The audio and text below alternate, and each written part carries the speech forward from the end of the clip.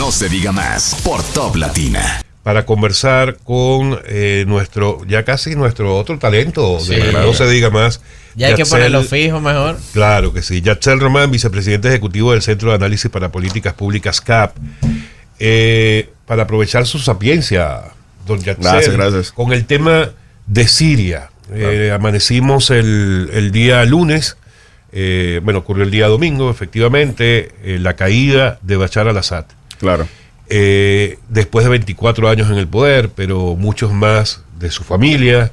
Y el régimen en general. Y el régimen en general. ¿Qué significa? Vamos a partir de allí a ver si nos da tiempo por lo menos de que entendamos todos qué significa sobre todo para nuestros países, para nuestra región y para el mundo entero, que de una u otra manera nos va a impactar definitivamente a nosotros también. Sí, hay varios significados al mismo tiempo, porque por un lado no podemos de ninguna manera minimizar el hecho de que una dinastía dictatorial como aquella ejemplificada por la familia al-Assad sea removida. Eso es algo que tenemos que celebrar, quienes creemos en las libertades, quienes creemos en la democracia, quienes creemos en que la ciudadanía merece ser arquitecta de su propio destino. Se trata de una población que ha sufrido 13 años de guerra civil, que ha sufrido 5 décadas de una misma familia en el poder, 6 décadas de un régimen que se había convertido en la población principal refugiada de Europa. No es la principal refugiada del mundo porque los venezolanos en los últimos años lo han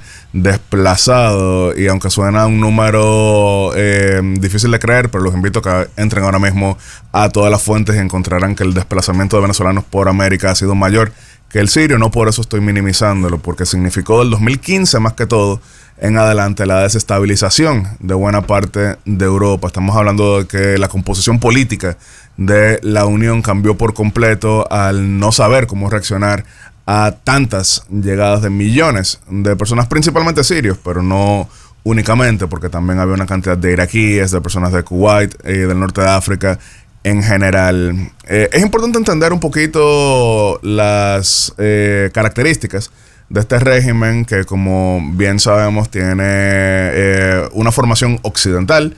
De hecho, Bashar al-Assad es oculista y practicaba la profesión en el exterior antes de volver al país. No es precisamente un régimen teocrático en el sentido estricto. De hecho, es dentro de la minoría religiosa en Siria que ahí se encuentra, y es por eso que a lo largo de los años había muchos que lo veían el régimen como una especie de factor de estabilidad, ya que entendían que la alternativa podía ser un yihadismo, que podía ser una ley sharia y demás. Entonces, por eso digo que tenemos que verlo con diversas perspectivas. Hay que celebrar este pueblo que adquiere ahora la oportunidad de la transición, pero las transiciones siempre son bastante inciertas. En algunos casos son exitosas, en algunos casos son realmente positivas, pero... Sí, porque, perdona que te interrumpa, Claro. surge ahora la preocupación. A eso iba. ¿Quiénes asumen el poder Exacto, tras la caída de si no va a Bashar suceder al-Assad? lo mismo que sucedió en Irak con la caída de Saddam Hussein o en Libia con la caída de Gaddafi. Egipto y demás. Por eso enfatizan mucho la diferencia, porque hay quienes a veces entienden que cuando uno menciona el peligro que puede significar una transición teocrática más totalitaria, que eso significa que estamos diciendo de alguna manera que lo que tenían era que dejar en el poder a al-Assad. Por ejemplo, mira, 2024 fue el 30 aniversario de la democracia sudafricana, del fin del apartheid, régimen racista, lo cual celebramos por todo lo alto, un proceso que fue liderado por una gloria de la democracia como fue Nelson Mandela, pero sabemos que la transición sudafricana no ha sido del todo exitosa posterior a Mandela. Más de 60% de desempleo, estamos hablando de 40 muertes violentas por 100,000 personas, estamos hablando de cleptocracia y demás. Entonces a veces algunos dicen, bueno, pero tú estás diciendo que hay que volver al apartheid. No estamos diciendo eso de ninguna manera. Queremos que las transiciones funcionen. Miren lo que pasó en Libia, miren lo que pasó en Irak, miren lo que ha pasado en Egipto. Y si nos vamos a América Latina, miren lo que pasó después de la dictadura de la familia Somoza en Nicaragua, que gritan buena parte de los jóvenes cuando todavía se les permite de alguna manera u otra expresarse. Ortega, Somoza son la misma cosas. Entonces, en este momento, estamos ahora mismo 10 de diciembre, quizá 8:52 de la mañana, corrígenme, del año 2024. En este instante, decir que se sabe lo que va a pasar con Siria sería jugar al oráculo, sería extendernos aquí teorizando, especulando, para después tener que volver en 2 meses a explicar por qué no pasó buena parte de lo que aquí estamos diciendo. Entonces, hecho cierto, se acabó la dictadura y rápido, porque parecía un régimen completamente estable, hasta que no lo fue. Exacto. Incluso, y te iba a hacer esa pregunta. Claro.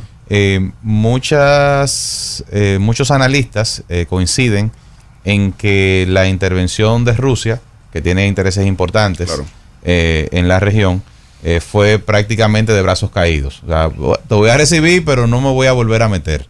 Claro, de hecho hay muchos análisis en ese sentido de personas que no es que lo están viendo académicamente, sino personas que han estado en el terreno. Por ejemplo, Anders Fogh Rasmussen, ex primer ministro de Dinamarca y anterior secretario general de la OTAN, compartió buena parte de las negociaciones que se estuvieron promoviendo con Vladimir Putin para llegar a una especie de salida en Siria, y que era siempre ignorado por completo.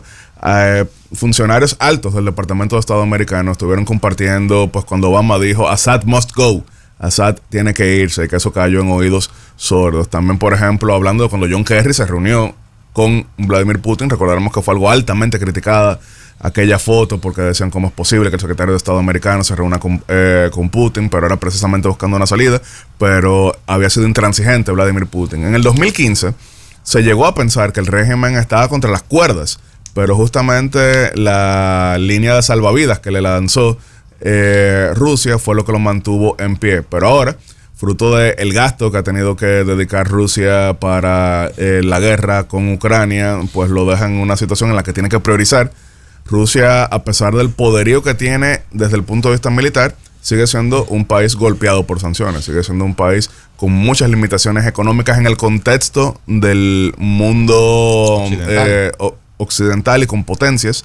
Entonces, al tratarse de Ucrania de un caso existencial para Rusia, lamentablemente desde el contexto de Assad, no desde el contexto de quienes queremos en la libertad, pues ya no pudo salvar a Assad. La razón por la que me río un poco, y esto con ello no quiero desmeritar a figuras que respeto muchísimo, que conocen bastante de esto, pero la prestigiosa revista Project Syndicate el día de ayer publicó un artículo que se había escrito 2 días antes, pero sabemos, y ustedes que son todos profesionales del área, que no siempre lo que se publica se decide ese mismo día, sino que a veces queda programado. O sea, era un artículo de Ian Bremmer, que de hecho es uno de mis analistas favoritos de riesgo y geopolítica, y era un artículo explicando todas las razones por las que estaba seguro que no iba a caer. Bueno, y salió después de que ya había caído. Hay varios artículos de días antes de las elecciones en Estados Unidos que explicaban prácticamente de manera científica por qué Trump no iba a ganar las elecciones. Pero por eso es que a mí me gusta mucho. Es pur semú, diría un científico. Yo no puedo dejar de preguntarte esto, Yatser. Venezuela. Que ya vieron todas las fotos de Hugo Chávez con claro, en el 2010 de Nicolás Maduro con Bashar al-Assad. En el 2010 yo recuerdo, y han estado circulando en estas últimas horas, un video en el que tristemente el delincuente original, Hugo Chávez, que está muerto para quienes siguen pensando que Hugo vive, entregándole, y eso no sabes el dolor con el que lo digo, la réplica de la espada de Simón Bolívar, claro, a este delincuente de Bashar al-Assad. Pero bueno, entre delincuentes se entienden. Bueno, vemos la declaración de Evo Morales diciendo que Estados Unidos demonizó a Assad sencillamente por ser autónomo, soberanista, antiimperialista. Pero bueno, a lo que iba era, Donald Trump gana en Estados Unidos, próximo a asumir su segundo mandato. Sabemos cuál es la ideología y las posiciones habituales de Trump. Siria, un país tradicionalmente protegido precisamente por los mismos que se dice protegen al régimen venezolano. Esto podría ser una señal de que más adelante, no sé en cuánto tiempo, probablemente para el 10 de enero, no lo sé, que eso pueda significar algo para una posible salida en Venezuela. Yo lo que veo es, más allá de la elección de Donald Trump en Estados Unidos, que de hecho tiene un gran impacto geopolítico, pero vemos la declaración que él dio cuando cae el régimen. We don't have a dog in that fight. Nosotros no tenemos perro en esa pelea. No nos importa ni nos vamos a meter. Yo lo que estoy viendo es que cada vez es más difícil mantenerse en el poder, ya sea dictatorial o ya sea el poder democrático, mucho más aún, porque vamos a ver punto por punto buena parte de los regímenes que han caído últimamente, incluso el 2017 a la fecha, porque otro amigo de Hugo Chávez y Nicolás Maduro, que yo pensé que iba a morir en el poder, era Robert Mugabe de Zimbabue, pero fue derrocado en el 2017, no para que entrara una democracia respetable, pero cayó Robert Mugabe por un pleito de sucesión. También, por ejemplo, la dictadura de Gabón, de la familia Bongo, Ali Bongo y Omar Bongo específicamente, que fueron derrocados. En África ahora mismo se está dando un efecto dominó de que régimen tras régimen está siendo puesto contra las cuerdas, y los que logran controlar la capital pues pierden el control de todo el interior. Entonces yo lo que creo es que sí, que esto le genera miedo a todo régimen, incluyendo... De hecho, Maduro habló ayer sobre eso. Claro, sí. Yo creo que sí le genera miedo. Yo lo que me voy es más allá, porque no creo que sea un efecto de la elección de Donald Trump. Yo creo que es un efecto de algunas cartas mal jugadas en momentos específicos, porque de nuevo, si nos vamos a la antigüedad, se entendía que las monarquías, los monarcas, eran figuras divinas ahí impuestas por las deidades, por Dios, ya después cuando se estableció pues el monoteísmo, hasta que se dieron algunas revoluciones, le comenzaron a cortar la cabeza a uno que otro rey y vieron que nada pasaba, y después entonces fueron revoluciones tras revoluciones. Las monarquías quizás más hábiles se dieron cuenta de que ya esto era incontenible y establecieron monarquías constitucionales. No, yo no soy absoluto, participen aquí, tengan algo de incidencia. Primero la aristocracia, después quizás ya más a segmentos burgueses, hasta que eventualmente plebeyos. Pero los que quisieron mantener el absolutismo por completo, no queda ninguno. En Europa se establecieron repúblicas con procesos bastante sangrientos. Entonces yo lo que sí creo es que desde luego la trifecta dictatorial latinoamericana de aquel eje La Habana, Caracas, Managua debe estar bastante temerosa. Incluso en el caso de Cuba está completamente quebrado en todo el sentido. En Cuba hay escasez de todo tipo, y me dirán algunos, bueno, pero también en Venezuela. Sin embargo, en Venezuela, como la vara era mucho más alta, no es lo mismo caer desde el alto que estaba Venezuela que caer desde lo bajo que estaba Cuba. O sea, todavía se mueve bastante dinero en Venezuela, no tanto como hace 20 años, pero todavía tienen para seguir sobreviviendo. En Cuba no hay nada en este contexto, y en Nicaragua... y aún así subsisten. Y aún así subsisten, pero en una debilidad incluso peor que la que llamaban el proceso especial en los años 90, cuando cayó la Unión Soviética, porque ahora mismo La Habana no tiene subsidio, ahora mismo La Habana no tiene un benefactor, ahora mismo La Habana ni siquiera tiene un liderato que inspire la adhesión. Y por primera vez ese régimen no tiene una teta de la cual están pegadas. Claro, pues siempre ha sido un régimen parásito. Correcto. Yachel, lamentablemente muy poco tiempo, pero gracias por esas luces. No, claro, y termina el año 2024, que habrá sido el año electoralmente más activo del mundo hasta el 2044. 80 elecciones, en la inmensa mayoría perdieron los gobiernos que estaban en el poder. Y hubo una en la que perdió el gobierno que estaba en el poder, pero no quiso reconocerlo. Chan, chan. Amigos, no se diga más. No se diga más por Top Latina.